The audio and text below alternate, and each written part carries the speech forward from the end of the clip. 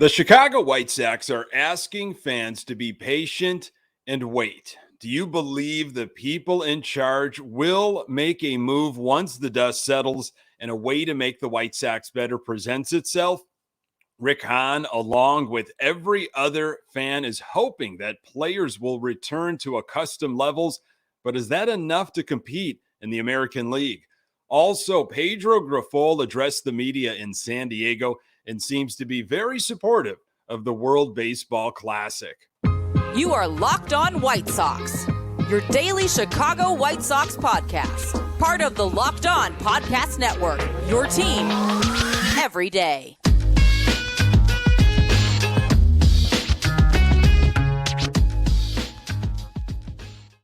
Hey, Sox fans, welcome to Locked On White Sox. Thank you for making Locked On White Sox your first listen each and every day. We're free and available on all platforms. Follow us on Twitter at Locked On Sox. Also, subscribe to our YouTube channel.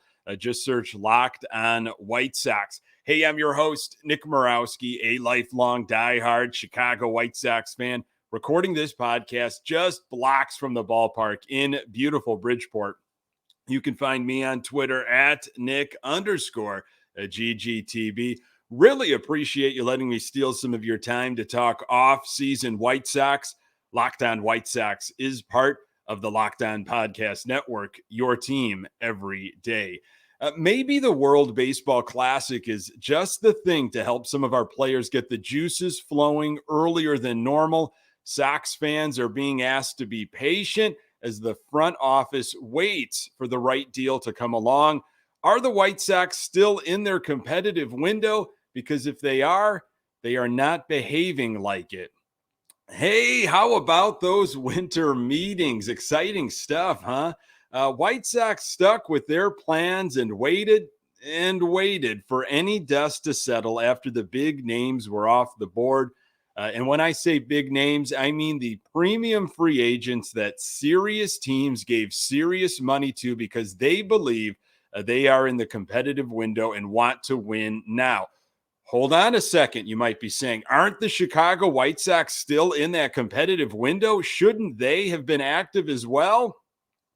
The White Sox are technically still in their competitive window, but as of right now, they will only be competing in maybe the AL Central.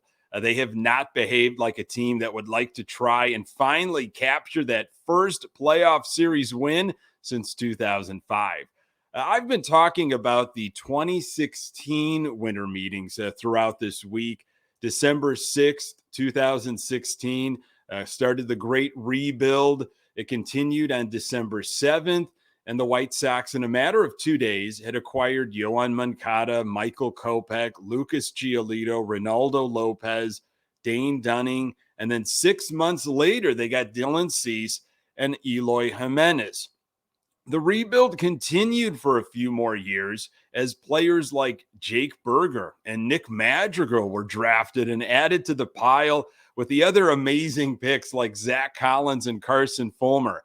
The White Sox tried to spend money on their terms for premium talents, but could not land a capstone acquisition. They overvalued prospects while nickel and diming their way to a division title in a weak division in 2021. Now what?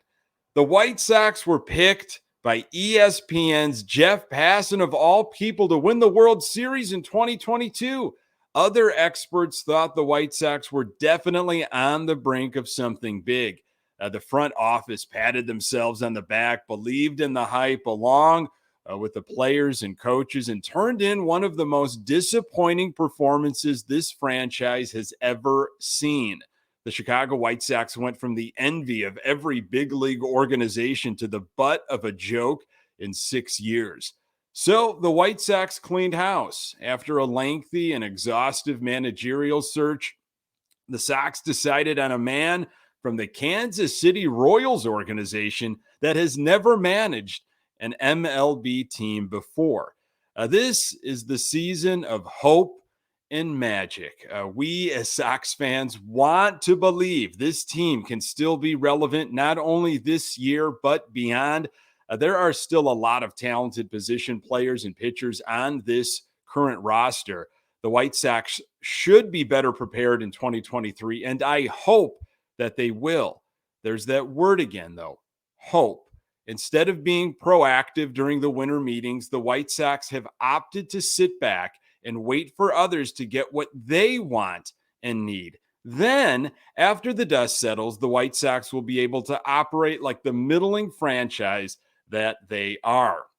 Who knows? Rick Hahn could surprise us all and actually answer the roster question marks with some creativity and maybe a little bit of the Reinsdorf allowance before pitchers and catchers report.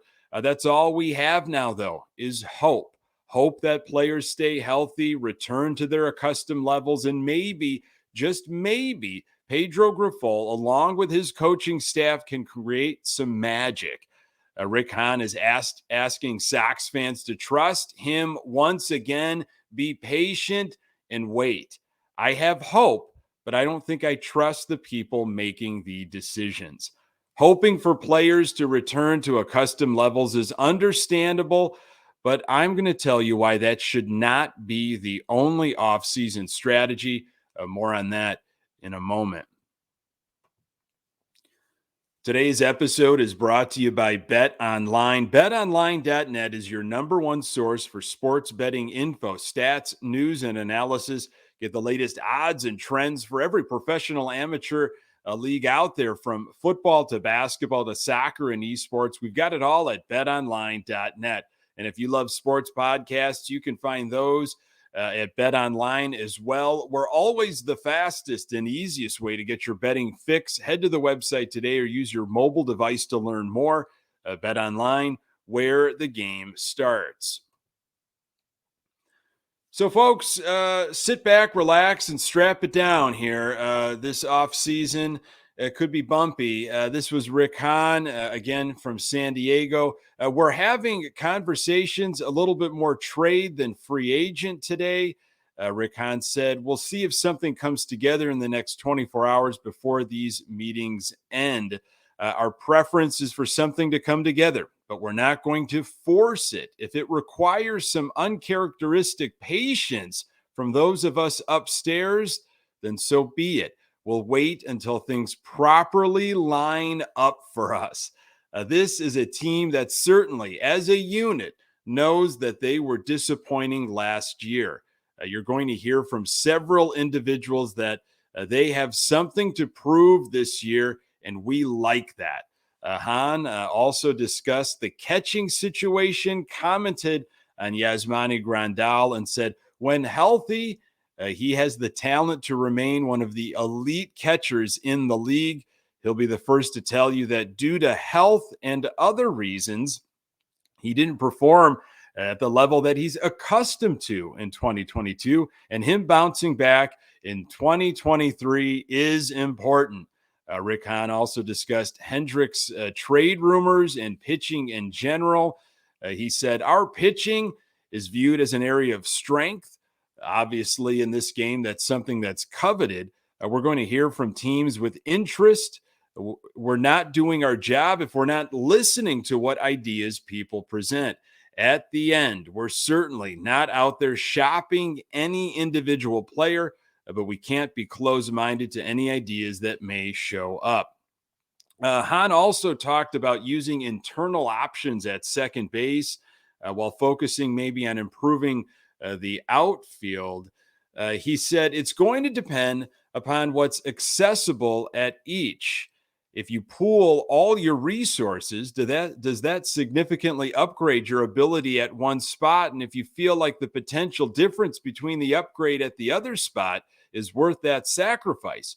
Or are there equally accessible upgrades so you wind up addressing both? That's a fair way of looking at it.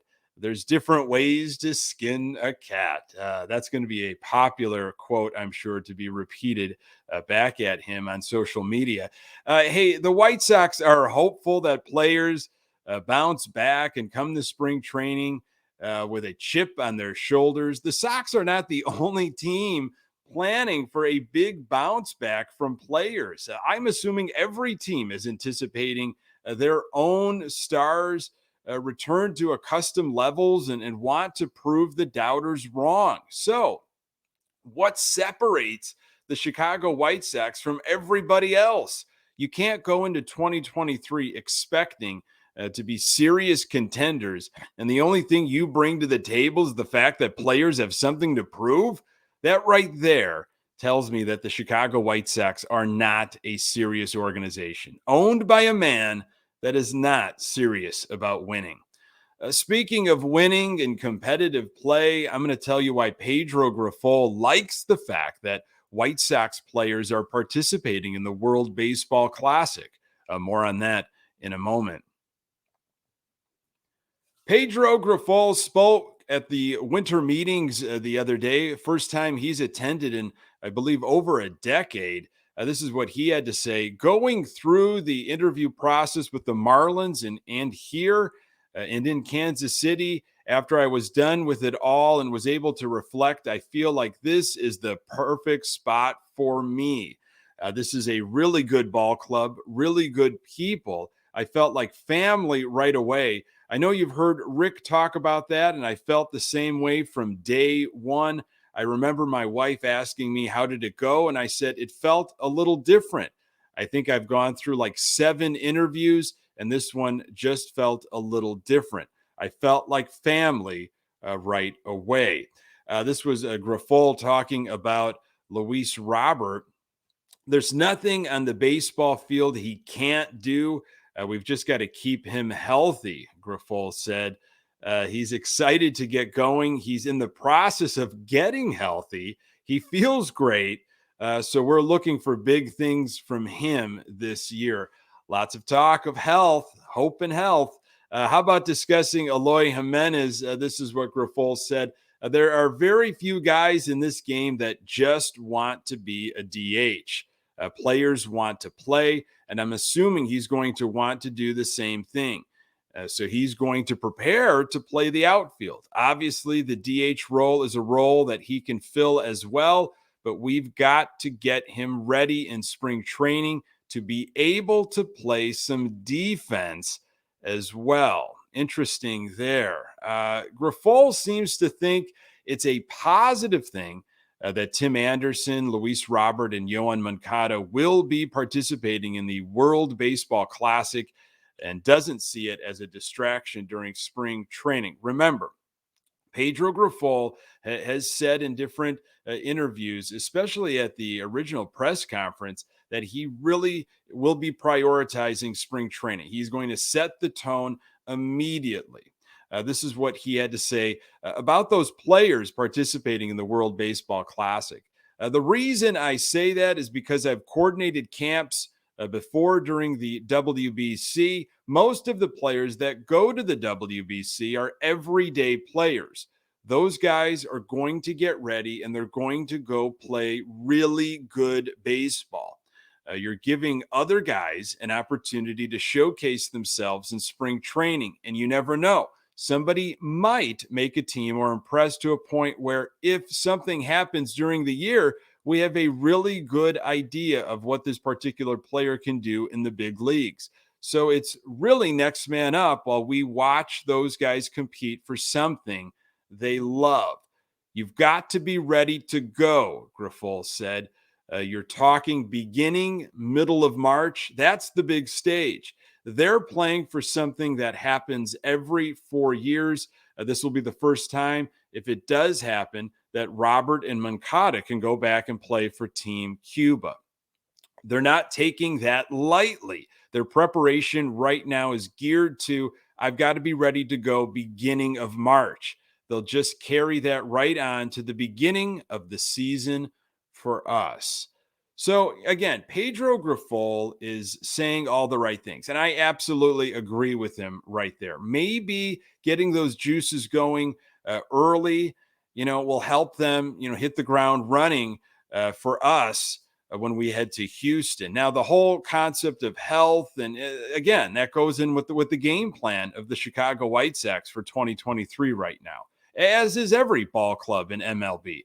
hoping everybody stays healthy throughout spring training. And anything can happen. It can happen in Camelback Ranch. It can happen in the World Baseball Classic. We have unfortunately seen enough of that. So I really want to root for this guy. He's saying all the right things. I think that he has a team of rivals around him, and it does seem like communication is healthy.